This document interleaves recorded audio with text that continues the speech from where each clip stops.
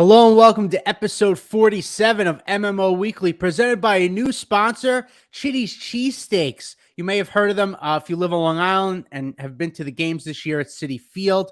Really excited for a new presenting sponsor, so wanted to make sure we got that intro right this week. Chitty's Cheesesteaks, make sure you check them out. We're really excited for that partnership. But obviously, I'm your host, Sal Manzo, along with my co-host and executive editor of MMO, Mike Mayer. Mike, how are you? I hope you do better than the Mets the last few days. Well, I mean, not really. It's been like 40s and raining in Maine for the last like 4 days. So, um, yeah, it's been as cold here as it has been for the Mets offense. Yeah, Sadly. it's been ice cold. That's a good segue there. And also, I guess the Mets given the cold shoulder and DFA and Tomas Nido. We can start the show off with that. Obviously, one of the more tenured Mets players at this point. Funny enough, obviously got DFA'd by the club earlier today to make room for Omar Narvaez to come back on the roster. I'm really, I feel bad for Nido, obviously, but I think this is best case as far as for what I thought was going to happen. I thought they were going to DFA Vientos and carry 3 catchers. So I appreciate that they, did the hard thing here, so to speak, and DFA Nido. So just want to get your thoughts on all that before we really get rolling on the weekend. Yeah, so I think they did what they had to. I mean, Yeah. I carrying 3 catches is just I don't think it's very good. It just limits your roster, and Yep. they would then. So you would be carrying 3 catchers if you send down Vientos. So Right. you'd be carrying 3 catchers and then also having Vogelback, who essentially can't play positions. So you're really limiting yourself. And I don't see much point in carrying 3 catchers anyway. I guess the only thing you could argue for is maybe it would have Buck actually use Alvarez to DH once in a while because he seemingly is completely against using Alvarez as the DH in some spots, which I think will certainly have to change at some point, especially if the Mets continue to struggle offensively and him being one of the Mets' best offensive players. But yeah, I mean, I'm pretty sure he was the Mets' longest tenured player. Wow. Not second longest behind Nimmo. That's what it was. And that's just because of service time and Mm-hmm. everything. But yeah, so the second longest tenured Met, I mean, he's been around a while. Obviously, once they signed Narvaez and you knew Alvarez was at AAA getting ready to come up, you kind of knew that this was always the chance of happening with Nido. I don't think the Mets anticipated it happening this early. I mean, they guaranteed Nido's contract. They agreed with him for a salary for next year already Wow. before the season started. So the Mets certainly, I don't think, expected Alvarez to kind of force their hand this early. And well, not just Alvarez, but I mean Nido too, because Mm-hmm. let's face it, he was hitting like 125 with an OPS around 400, and he's not known for his offense, but it's easier to carry a defensive catcher when his OPS is at least 550, Mm-hmm. 600 in that area. He's at least not hitting like a pitcher. And that's essentially what Nido has done this year is hit like a pitcher. And also his defensive metrics, while small size are Mm-hmm. down this year too. So certainly made it pretty easy, I think, for the Mets in the long run to make this decision. I know as Andy Martino, Mike Puma, and a couple of others noted, there's certainly teams interested, and I've heard the saying that the Mets have taken calls already with multiple teams that have interest in Nido because of his defensive prowess. Mm-hmm. He's been a great defender most of his big league career, and a lot of teams are looking for that. So I certainly think, given his contract's still cheap, so there's not a ton of money there, that there will be teams interested in acquiring Nido, and I think that probably makes sense for the Mets just because they have Narvaez and they have Alvarez now. I mean, certainly if an injury happens, then they're a little shorthanded because Sanchez is hitting home runs in San Diego, and Michael Perez is really their depth at AAA. So, I mean, the Mets would love for Nido to be able to clear waivers and go to AAA, but the likelihood of that happening wasn't high, so the Mets are certainly talking to teams to see if they can get a piece back. Maybe, I mean, I don't think it's going to be anything substantial, but you still want to get some value back for a player that you're likely going to lose on waivers anyway. So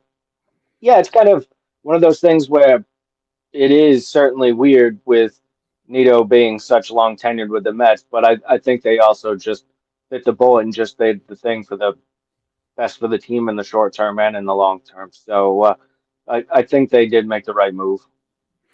Yeah, they absolutely did. And from what I was saying before, as far as carrying 3 catches, I was more, being tongue in cheek in the fact that Vientos hasn't had a huge sample size, hasn't done much since he's been up here. And I thought Buck would run with the chance to send him down and do that. But, I think they absolutely made the right move. Like you said, they just haven't gotten anything out of Nido offensively. It's basically been an automatic out so far. And like you said, the defense hasn't been what we're used to so far. Obviously, he was a Gold Glove finalist last year. We know what the defensive prowess is, like you said.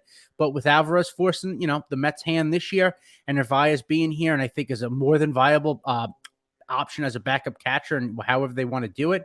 I think they made the right move. And, I think this is a decent segue because, obviously the Mets have to do at this point whatever they can to boost the offense, right? And wasn't doing that. Narvaez is the better offensive option there, and he was signed through, so it's a good move. But I think we obviously need to transition to the Mets' offensive struggles now. Awful series against the Blue Jays offensively. Really haven't done anything. We know Lindor is struggling mightily at the plate. McNeil and Alonso kind of cooled off the last week or so, and it just kind of feels like this offense is predicated around those 3 guys. McNeil, Alonso, and Lindor. And when 2 out of the 3, or at least 1 out of 3, as far as Alonso carrying the load power-wise, isn't there, this offense struggles mightily. They're not getting much out of really anyone else. Mark Hanna had a good series against Philly. Wish he played again, like every game was against the Phillies, but unfortunately you can't have that. It's been tough out of those 3 guys, really doing anything. Beatty scuffled a bit. I agreed with the move to start Escobar yesterday to kind of get, Beatty off his feet, give him a day. But, Alvarez, we've talked about pushing, kind of making the big leap this year as far as being a contributor now at the big league level. But, the mainstays, those 3 cogs, McNeil, Alonso, and Lindor. The offense seems to go as they go. And I forgot to mention Marte as well, who really hasn't done anything this year so far. Had a home run over the weekend that tied the game at a point, but that's really it. But, I just want to get your thoughts on the Mets' struggles offensively, to start this year. We'll get into the specifics. Obviously, Bassett came back against the Mets, had a great start in the first game of the series. But, I just want to get your thoughts on the Mets' offensive struggles so far. Yeah, I mean, really, when you look at it, the only player that's really had a good season compared to what their career numbers are, that's a regular, is Brandon Nimmo. Mm-hmm. And he's kind of just been solid and one of those guys you haven't thought about. I mean, even with Alonso, I mean, obviously Alonso has been the Mets' best offensive player, but his 137 weighted ones created plus is lower than his average, lower than last year. And look, his on base is only 324, so and he's hitting 231. So that's not quite, certainly it's not the type of season that Alonso expected. We know that the power is still there, obviously, Mm-hmm. 21 home runs. But yeah, I think overall, I think you'd like to see Alonso getting on base at a higher clip for what his role is for the team. But you're kind of being nitpicky there. But you go down to Jeff McNeil, and Jeff McNeil has a higher on base percentage than a slugging percentage right now. He's still getting on base at a good clip at 357, but his slugging percentage is 352. And look, I mean, he's not a guy that is going to hit a ton of home runs in the major Mm-hmm. leagues now. He's kind of shifted to this guy who's going to hit for a high average, but he's still going to show some power. I mean, last year his isolated slugging was 128. This year it's almost half that at 70. So that's certainly a concern when you want to hit him in the top of the lineup and he's just showing no power whatsoever. I mean, his slugging percentage is one of the lowest in the league among qualified hitters. So that's certainly a concern. I mean, you want to get more out of Jeff McNeil. And like you said, Lindor, I think, has been the biggest disappointment. Look, we talked about it on the show. We were hoping for a MVP type season for him. He had a great year last year. He's one of the top 10 players in baseball by F4 last year. He had a great defensive year and he had a great offensive year. Um, it's been a super weird year Yep. for Lindor. Like he's been terrific defensively. Like he's going to be a finalist, should be a finalist for the Gold Glove this year if he keeps it up. And he's also like top, I think 6 or 7 right now in the National League in RBIs, Mm-hmm. and he's got a fair amount of extra base hits, but he's not hitting for average. He's not Mm-hmm. getting on base. His OBP is 284 right now. I mean, that's well below his career norms. He's still playing every day. He's still hitting at the top of the lineup. And I know Buck's in kind of a weird spot. Like, how do you know that Lindor's struggling, but you also, I mean, you want to keep playing him because you don't really Right. have any options at shortstop. And obviously, it would just be a game here or there that you get him off. And it would also be like, you want to get the offensive going, but are you going to move your star player out of the top of the lineup? Right. Um, I think maybe if Buck had 3 or 4 guys just tearing the cover off the Sure. ball, Sure. he would at least think about it more so. But I mean, no one's really hitting the ball right now. I mean, you outside of like I said, Nimmo's, you've got him hitting leadoff anyway, and then you got Alonso hitting 3 or 4, and those are really the only 2 guys that have hit well this year that were expected to. I mean, like you said, Starling Marte has just been bad. I mean, I don't think there's anywhere else to say it. I mean, his weighted runs created plus right now is 87. So I mean, that's 13% lower than um, average, and that's even lower than Lindor. I mean, that's lower than Daniel Vogelback. So just talks about how bad Marte's been this year. He's stealing bases, but that's essentially the only value he's bringing offensively. So Buck doesn't have a whole lot of options when he's Right. making out the lineup and kind of how to mix in these guys. And like I said, Vogelback struggled too. Vientos has struggled in a very limited sample size, but the issue with I have kind of I've seen some people on Mets Twitter going after um, Vientos is like how we how are we making an opinion on him when he's had like 40 plate Right. appearances now and they're Yep. super sporadic. Like Right. I, I don't know how a guy who's been uh, he's gonna be successful in that. I think I talked about the fact that I thought he could be successful, at least not as a full time player, Sure. like everyday guy. But I mean, Buck has gone stretches where he's basically just a bench player. And I certainly don't think that's going to be a good way for Vientos to succeed. And I don't think it does the Mets any good to not put him in there and see what they have. I Right. mean, if Vientos isn't going to work in that role, then they need to find someone else because Sure. they have to hit left-handed pitching because they struggle as a team to do so. So they need to find out if Vientos is going to be that guy, and they need to find out if they have a DH because Vogelback has struggled this year too. He's not hitting for any power whatsoever this year, and he's not getting on base as well as he did last year. So I think at some point, I think the Mets have really got to just decide that they're going to play Vientos for a week and just see what he does. Um, I I doubt that happens because they're facing all right-handers, pretty good pitching staff with the Braves, so I'm sure that they're going to work Vogel back in. But yeah, they've got to get the lineup going somehow, some way. Maybe the off day today really kind of is a good thing for them. I mean, like you said, Canna and Pham have kind of been their 2 best offensive players recently, and that's certainly a good thing because both of those guys really struggled to start the Mm-hmm. year. But if the Mets are going to consistently win games, they need Lindor at the top of the lineup being much better. They need McNeil hitting for a little more power, getting Right. on base a little higher, and you need Alonso getting on base at a more consistent clip. So it's an offense that seemingly all year hasn't had a long span of just clicking.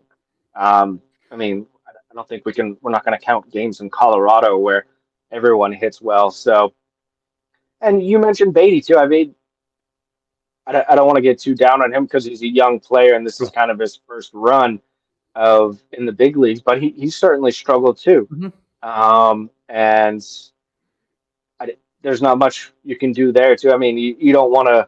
I don't think the Mets are ready to pull the plug and send him down like they did with Conforto or Right. anything.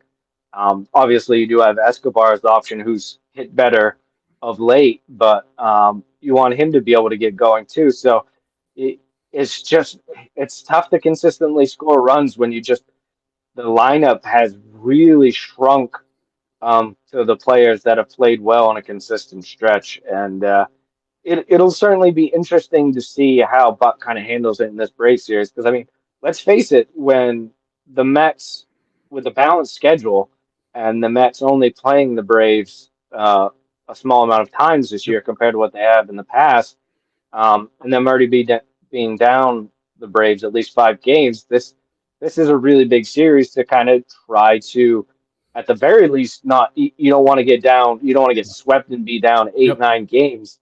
So at least take 2 of these games so you're a little closer. So it's a really important early series for the Mets.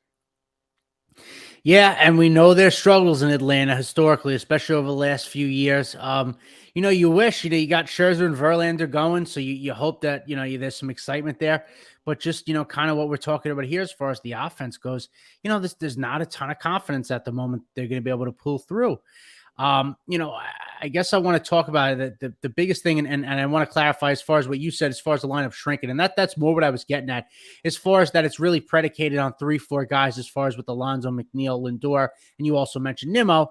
It's just more, I was trying to say more as far as the lineup, the rest of the lineup really isn't doing anything. And again, it's not fair to put a ton of pressure on Beatty and Alvarez. You really can't do that. You got to put the pressure on the other everyday veterans. That's what Buck does anyway. Those are his guys. That's what he pulls for. So that was kind of my point there, just that it's a much smaller lineup than it has been. And I'll talk to you about the struggles with lefties, because that's felt like years now, about 5 years, different regimes, different teams now. None of them can hit against left-handers. Don't understand why. And in general, talk about the offense from this year to last year. Obviously, some different pieces, whatever, but it just feels like the I don't know if they tense up or whatever it is, but they're not comfortable with runners in scoring position. Last year, you really felt guys grind at bats, move runners over, take what pitches were given to them to kind of bring the runs in, so to speak. You don't see a lot of manufacturing this year with guys. It feels like they just feel very stiff and manic when there's runners on. I don't know if they're pressing now because they feel it early in the season, whatever it is, but that feels a lot different to me, especially from the offense from last year to this year. Well, and I think the weird thing is, like, Mets fans have kind of like, look, everyone's frustrated. Mets fans are frustrated. Like, this is a team that's supposed to be 10, 12 games Mm-hmm. above 500 right now. And kind of looking for reasons, and like fired Jeremy Barnes, and you see this type of stuff. And it's just like, well, Jeremy Barnes was the assistant hitting coach last year. Like, Sure. he was a huge part of what they were doing last year. He's certainly not making any huge changes because, I mean, Eric Chavez can have a different title, but he still was hired to be a Right. hitting coach with the Mets, and he's Right. still right there in the organization. So I don't think, and from what I've heard from anything, I don't think there's been any huge like philosophical changes or any huge changes that they've made.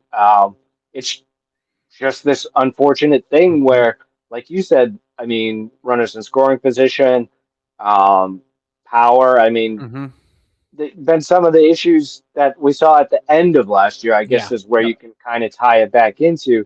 Um, and a lot of it is just, I mean, it's tough to like not have an explanation for something, Sure. but a lot of it is just good players Yeah. that are underperforming, and that's really tough to like point to or find reasons for that. It's a lot simpler when you can say like, hey, this isn't working because look, they have a bad player in this position, which is Right. kind of what we can talk about with like DH, right? Like Right. Vogelback isn't he's not the star player that the other guys are. The fact that he's struggling is somewhat you can at least lean to. He's had some bad years in the major leagues, so like that's he could be reverting back to that type of player, and you Sure. need to replace him. But like Lindor, McNeil, Alonso, like these are the guys that you're supposed to be able to rely on to knock in runs, to get on base, to show a little power, to fuel the offense. And it is just not happening. So I think yeah, it's tough to like point to like, oh, this is what the Mets have to fix. Sure. And I mean, we're talking a lot about the offense, and I think actually the bigger issue on the team, Right. I think, is still the pitching. Sure. Um, they've certainly pitched better, like recently. Hmm. Certainly, outside of the Sanga start, which I think we certainly should talk about, kind of how that happened and like the ramifications of that. But outside of the Sanga start, the starting pitching has been better recently. Yep. And then we kind of saw some hiccups in the bullpen from guys we really haven't seen too much this year. And I think that I don't just need goes to back see to, Dominic Leone anymore, but you could keep yeah, going. but I mean, he's a guy that you're not expecting to see I that from. know. Like David Robertson has started, he's Right. given up runs in I think three of his last five outings. Adam Ottavino's kind of had some rocky outings the last 2 weeks. Brigham's been mostly good, but he's also had given up some home runs in big Sure. spots, and it's just a bullpen that's getting used a lot Well, right. early in the year, and so it's kind of catching up with them now. Even though the starting pitching's starting to get better, it's Hmm. just the mass of how much they've had to been used early in the Yep. year is starting to catch up to them, and that's hitting to the depth. I mean, look, we've talked about, and you can see just how good David Robertson's been, Yeah. which is really good. Like that's great that he's been able to do that. And I know people are just like, well, he's great at closer, that stuff, but he's not really who replaced Edwin Sure. Diaz. He replaced that role, but the roster spot is Right. going to guys like Steven Nagosic Right. and Dominic Leone, Yep. like you mentioned, and other guys that have struggled all year, and just haven't had it. So that's really where the Diaz thing is really hurting them, is that it's pushed up those guys on the end of the depth chart to pitch in bigger spots than they should be. And that's hurting the Mets, and it's hurt now with Robertson because he's had to pitch a ton. And I know Buck, I mean, he talked about it. He's kind of pitched Robertson a little longer in spots than he really wished he Sure. would or would have to, but he doesn't have a whole lot of options in that bullpen that he thinks he can get some outs. Like Drew Smith has struggled recently too. He's given up some big home runs too. Yeah. So it's just the Mets pitching depth is just getting. We're seeing just some holes in it, Yeah. even with the starting pitching staff. Right. I mean, I McGill again somehow only gave up one run in that game, Sure. but he gave up 10 base runners. He had Right. five walks.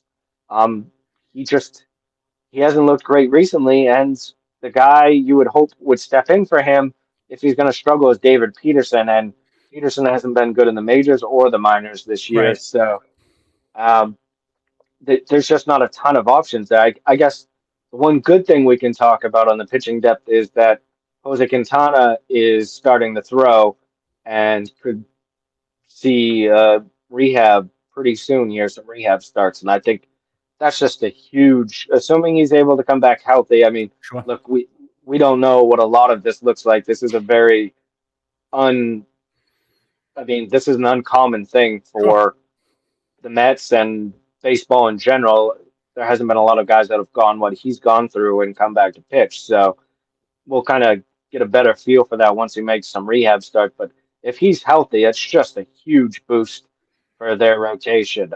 Just be able to slot him in at the back end of that rotation, and then maybe you put McGill in the bullpen finally, and just kind of leave him there. I mean, that's a something we can talk about for Sure. another day. But that just shows you like how it can lengthen the depth pretty quickly with Quintana coming back. And I mean, we have Carrasco's been good the last couple of Sure. starts, so that's at least giving them some hope that the rotation's going to kind of even itself out.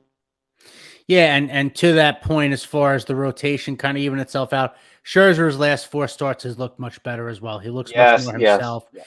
Obviously, the fastball velocity isn't there. We see that now. He sits at more like 92, 93. He can get it up to 94 to 96 in spots when he picks. But that breaking ball has a lot more depth mount, a lot more command. You can tell that. And he just looks, and again, it may have been partially he was hurt to start the season. He got the suspension. He was never in a rhythm, in a routine to start the year. And I think now he's had 4 or 5 starts where he's had regular routine, and I think that's probably helped him a lot too. So that's encouraging there. Verlander had a much better start his last time out than he did in Colorado, which again, forget that series. You throw it out the board either way. But no, I agree. If you can get Quintana back, really any arms at this point, and if the Mets are in it at deadline time, which we got another month or so for that, but it's arms, arms, arms. I agree with you there. Well, obviously the flavor of the week right now is the offense struggling because they had such a bad weekend. But I agree as far as we got to see if the pitching can hold up, and like we've talked about. The relievers so far to start the year have pitched as many innings as the starters have, so you can't really expect a lot of success with that sort of formula. We figured by June these guys could get burned out, and like you said, we're seeing that a little bit now with kind of their top guys, and not having Diaz is a huge blow as it is. But it just, and another thing too, right? Like the offense was clicking at points, and the pitching wasn't there. Now the pitching is getting better, and the offense is struggling. They just, in general, the team hasn't clicked on all cylinders yet, and I'm excited to see what that looks like when it happens. I'm just hope it doesn't happen a little bit too late into the summer or anything like that. But And before we move on to the next thing, I wanted to just give a couple of notes on the Mets pitching depth. So Eliza Hernandez has made 3 rehab appearances for St. Lucie. He hasn't given up a run yet. Mets fans might have forgot about him because we haven't seen him in a while. He was the right-hander they traded for from the Marlins, also in the Jeff Brigham trade.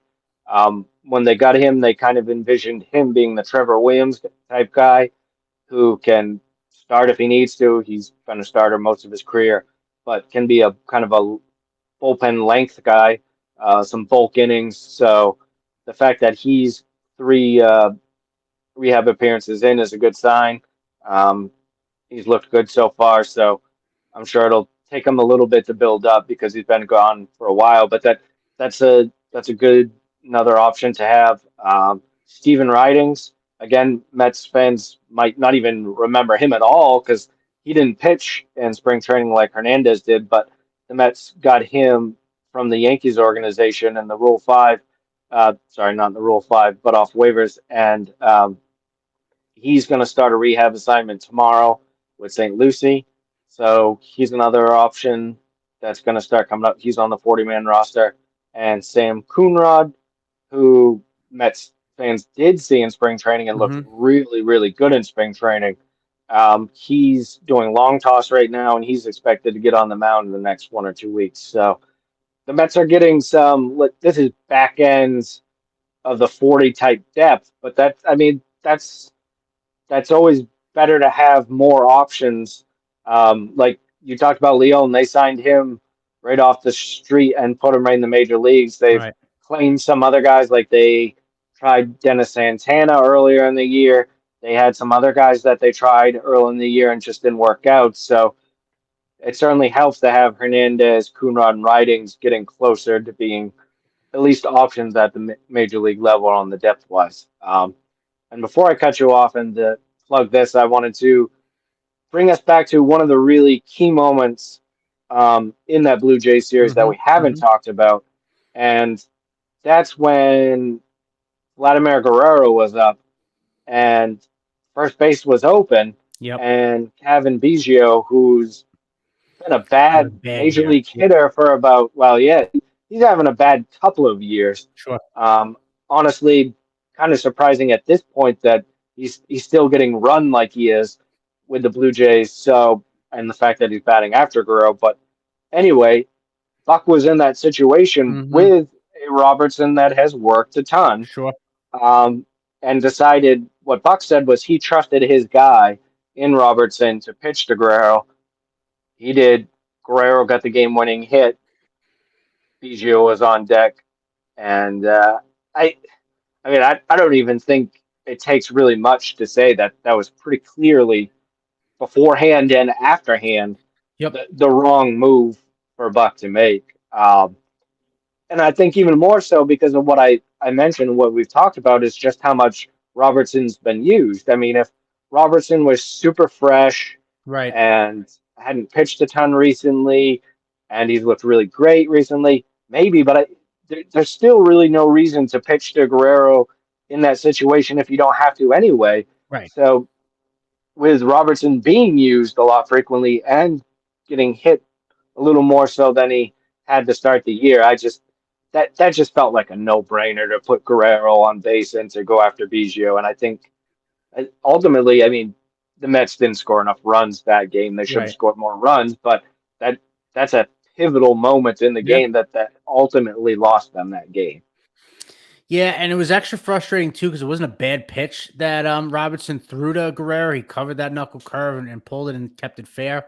But I agree with you. With first base open there and a struggling hitter, I understand you want to roll with your guy in Robertson. That's fine. He's your best reliever. But I don't understand. I didn't understand as far as rolling with your best guy against their best hitter when a guy behind him is struggling so badly. Wouldn't you want your best guy again? A better matchup. So that didn't make a whole lot of sense to me. I agree there.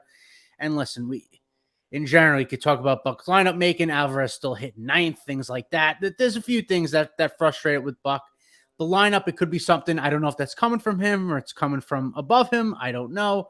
But, we've talked about as far as Buck's X's and O's in game. We're both pretty much have been in agreement since they hired him that we weren't big fans of that. Obviously, I have flashbacks now. They're going to Atlanta this week. And I have flashbacks to the series in Atlanta in September last year that essentially lost them the division. Buck deciding to pitching McGill, who it was I think his first appearance after a long rehab stint and was transitioned to the bullpen. It was a 1-run game. They pitched him. They didn't pinch hit for Alvarez in the 9th inning in the situation where he swung out of his shoes, that whole deal. We know what Buck is. Buck is a player's manager. It's a veteran-laden team. That's why he was hired and brought in, because he seems to really rally around those guys and they play for him, which is great. But it's a little bit of a different team this year. There's some youth now injected in there. It's, out of necessity to get the lineup going and things of that nature. And I think we see Buck's shortcomings. And same thing with the bullpen too. We talked about it before the year started. Obviously, Diaz having the year he had last year, I think made Buck's decision-making look a lot better than it could be at times. And now we're kind of seeing that without his star closer, how things can kind of get blown up for him with the bullpen in later innings. But, it is what it is. Like I said, hopefully they could just have everyone, all facets start clicking together sooner rather than later so they could start making a run at something. Absolutely. And I want to finish the show off by talking minor league stuff and a little positive spin to end the show. So Mike Vassell, right-hander who's pitching in Double-A. He's my top pitching prospect in the Mets organization on my rankings. And he was named Eastern League Pitcher of the Month for May, which is even more impressive considering his last start in May. He didn't pitch well because his velo was down because he had a minor back issue. Gotcha. He still had a 2.52 ERA for the month. The back issue cleared up. He pitched just on Sunday, pitched 5 innings of 1-run ball. His whip, 0.72, is the second, ranked second among all minor league pitchers. 800 something minor league pitchers that have qualified. So he's second in whip. He's looked great this year now that the minor back issue is over. I mean, I've mentioned it before that I think Vassell is a guy that very likely pitches in the big leagues this year. Right. So great to see that he's again healthy and pitching well. And we'll have to mention real quick that Ronnie Mauricio left the game the other day. He does an 8th home run earlier in the game. Later in the game, there was a stolen base attempt at second. And when he was tagging him, his arm got bent back, and originally that's why I thought he got taken out. But if you watch the play, he kind of one of his ankles got slid into a little bit. And so the initial diagnosis is a sprained ankle that they don't think is very bad. They'll kind of wait and see if it needs a IL stint, but hopefully he's healthy. Doesn't sound anything serious. And then finally, now all the Mets minor league teams are playing. Today was opening day in the Dominican Summer League and the Florida Coast League, which is the lower level of the Mets system's stateside. They play right out of Port St. Lucie. And the FCL Mets today won on a walk-off wild pitch. Always very exciting. And the DSL Mets, one of the big keys there was Christopher Lores hit a home run in his pro debut. He was one of the Mets' top international free agent signings this year, given a $1.5 million bonus. He was the second highest bonus they gave. So all the Mets minor leagues are in action now. follow along at Mets Minors. We'll be keeping you updated on all these guys, all the teams, and yeah, I think the big note there is Vassell, of course, and just hey, if Quintana has some issues or someone else hits the injured list, Vassell's back healthy pitching now, and seemingly once he shows that Mets couple more starts in Double A, I got to figure he's bounced up to Triple A, so that Wow. if they do need an arm, he'll be there waiting. Awesome. Well, yeah, the way this pitching is going as we're talking, I'm sure he'll get a chance this year, and hopefully it's something good, and we'll see something there. But I think that's going to wrap up the show this week.